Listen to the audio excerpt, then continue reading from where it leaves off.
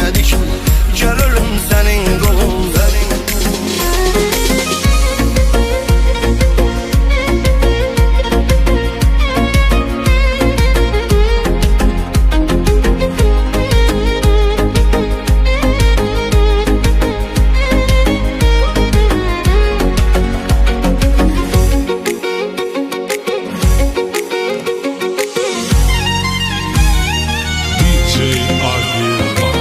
Zülmətin dostu mənəm, gecənin əmdəmi mən, səni sənsiz yaşayan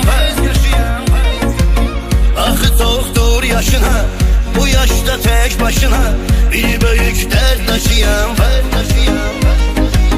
arzular yarım yarım, hanı əhdi mil qarım, yoxdur eşqdən əsərindi.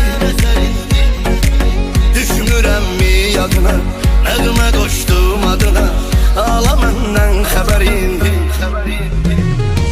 Həsrətin çoxdur yaşım, ətəyindən atdaşım, bir dəfə sıx yolum üstə,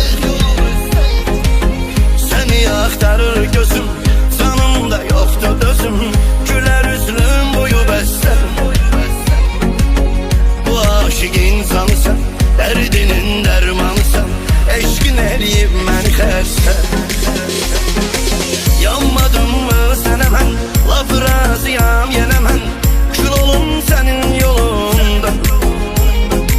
Qaydaq həmən zamana, dəyməz ayağım dikana, kül olum sənin yolunda.